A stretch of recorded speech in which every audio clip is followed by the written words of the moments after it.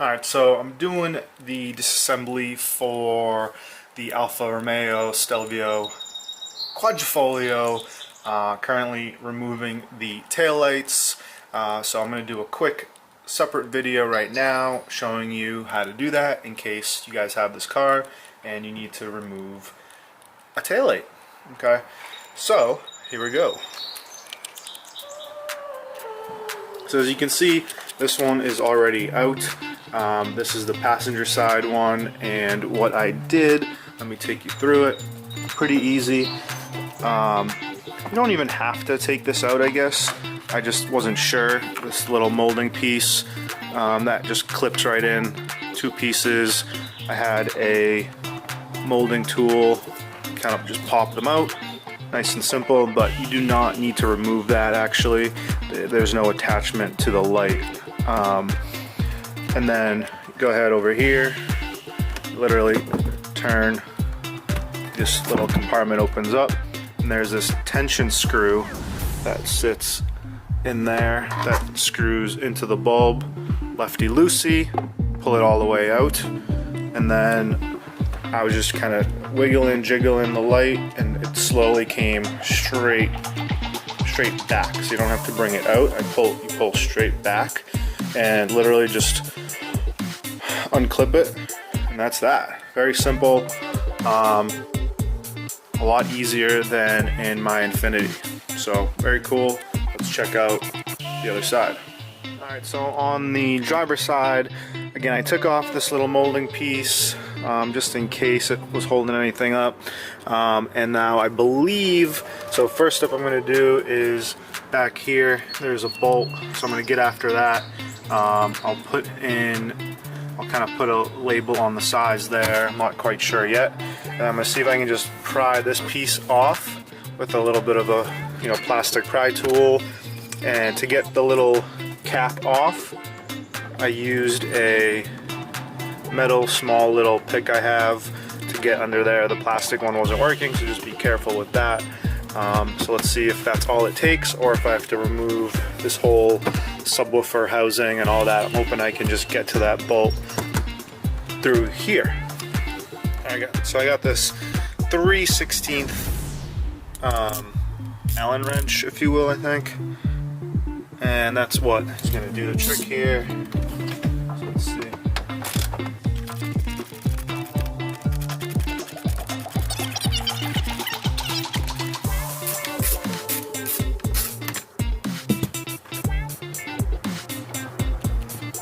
Stays in there. That'd be nice. Let's see. Let's see if I can just.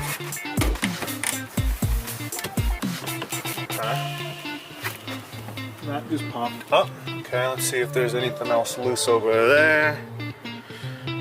Okay, yes. So I was able to pop this out. So we have just some clips. 1, 2, 3, 4, 5 in here. That just I kind of used the prying tool.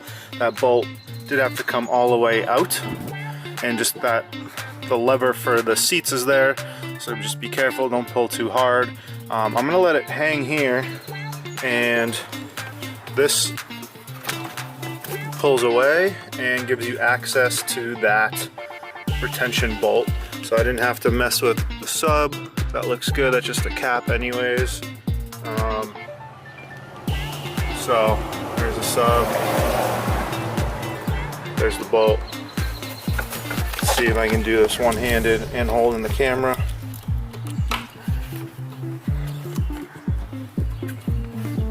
I'm going to put it down just for safety, and I'll come back and I'll show you how to take that bolt, or the whole housing, out. So that bolt retention is out, and you can see it's a little loose. So I'm just kind of gonna mess with it a little bit, up and down, boom, and then it again pulls straight back, and just a regular tension clip, unclip that, and you're good to go. I'm just going to take that bolt, put it back in here just so it stays with the right side, doesn't get lost. Gently put that in. Okay, other than that, so probably putting it back in, you just want to make sure that you get it in there, and then these little little fins hook in when you put it back in. I'll get that on camera as well. Alright, so step one was removing this security little cover, if you will, from up here, and that exposes a T20 on either side. Okay, so I'm removing those, and then the rest should just pop out with some retention clips. Alright, let's see. Alright, so I got this off. So again, 2 T20 bolts at the ends by the strut or the shock there. Right here, one here, and one over here. Okay, just make sure those metal clips stay in, and then just start from the ends here and gently pull down evenly all the way around. Start here, get it off, and then come back to the other side. Same thing, yank on that side. And then when you get back to the middle, just be careful that the buttons are attached, so make sure you don't pull all the way off right away to not mess this up. And then, yeah, this is still on there. This goes over it, so I'm gonna remove this. But yeah, all the clips were good and break anything, luckily. Actually, here's one. Dun dun dun. That's easy to replace. Okay, let's get to taking the lights off. Alright, so here we go. I'm gonna unclip the light. There's one. Over here. Unclip this. Come on. And I'm hoping that it's just as simple as this here, and maybe this one as well. I'll take a look, and then hopefully they just pop right out. Okay. Alright, so you need a 8mm socket, one a little bit longer because this does stick out a little bit, but that comes off pretty easily.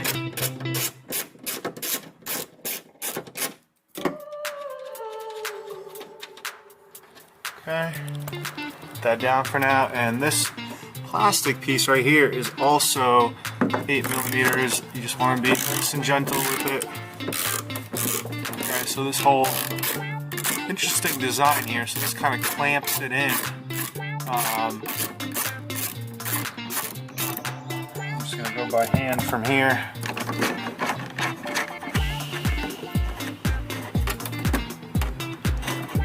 Just be gentle with it because this is the primary holder here.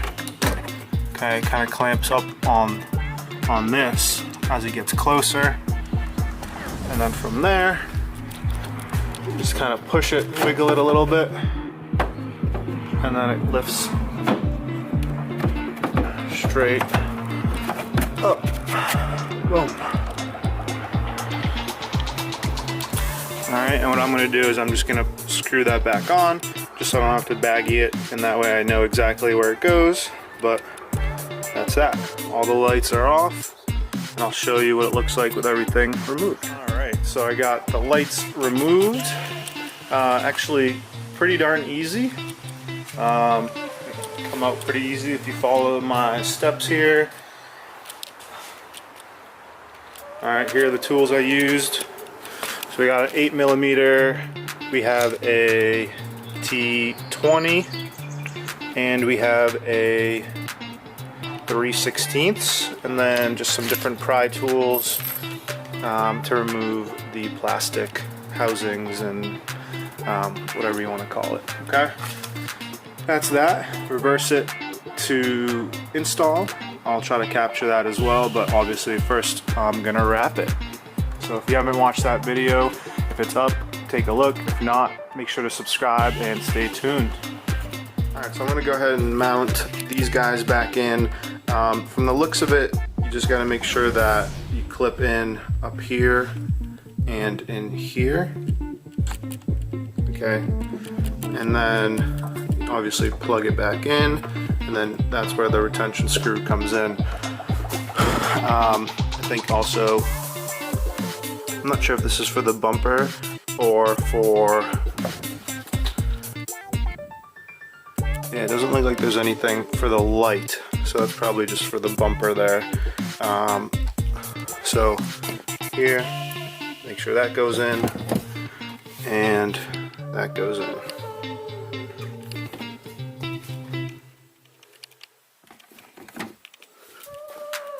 I'm going to put the camera down, I don't want to mess this up. So I went ahead and put that tension pin back in. A little dark in there, can't really see it, shadow, but right there. And I just tightened it until this was nice and secure. Don't want to over tighten it, but that feels good.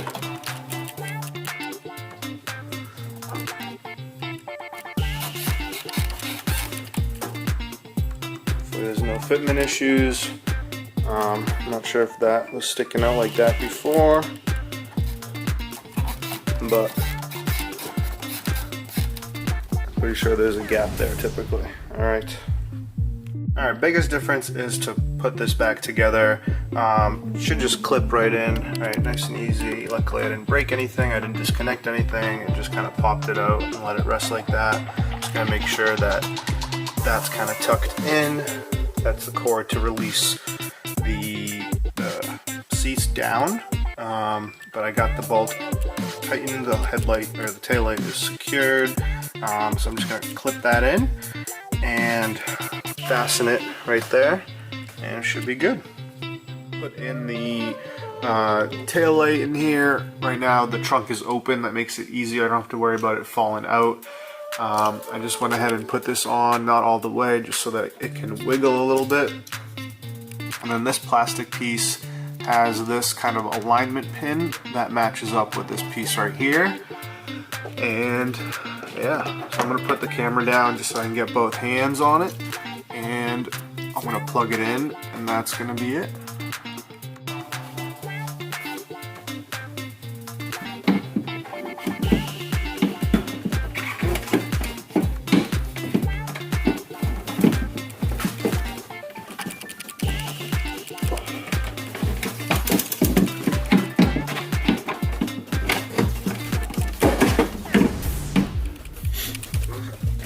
So a quick little tip, you want to make sure you get in the far end first, kind of tilt it to clear the little rubber molding up here, and then tip it towards the middle. And again, there's a little guiding pin right here that you got to get in, and then obviously the bolt there, okay? Just gently put that on first. And again, line it up.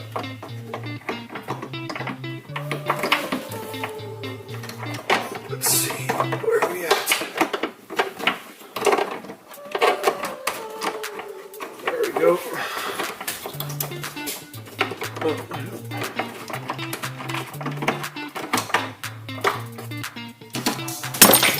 Oh geez. Don't want to drop and break that.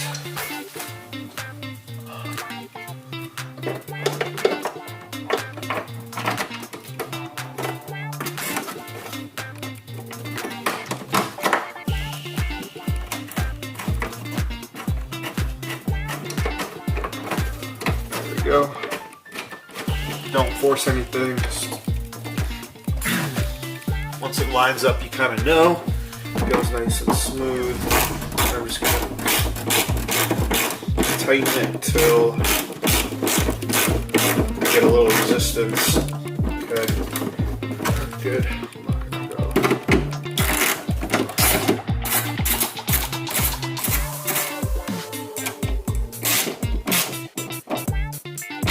Okay, and just plug it back in.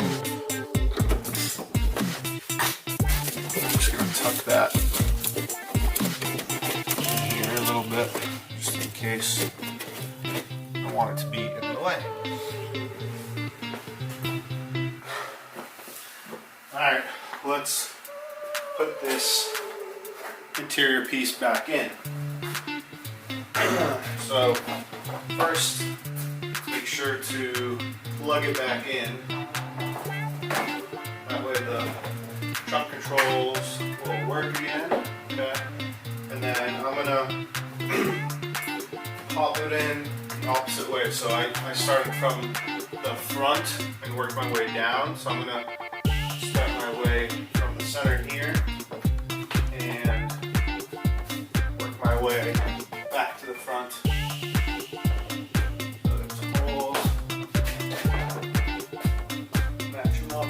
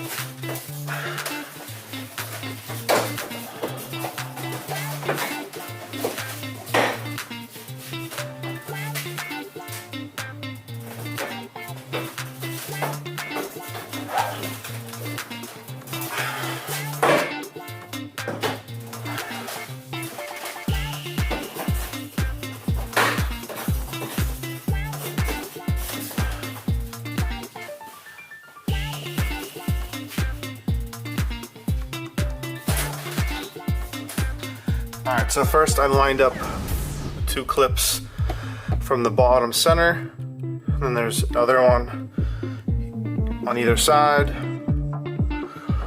and then 2 here I believe, and 2 up here. One, you know, the tire ones, there's 2 metal ones, those are important, and then obviously just make sure that those line up. Very good. I'm going to screw that back in and we should be good to go. Alright, so I'm using a T25. I'm going to screw this back in. Let's see if I can do this with one hand. Guide that in.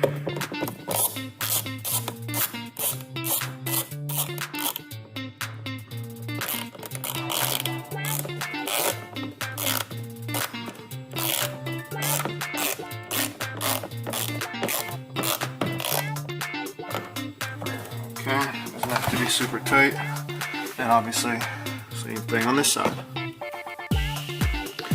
Alright, now I'm gonna put this little cap right over it. This also has a nice little guiding pin right there. Okay, so you can't mess up which way to put it on.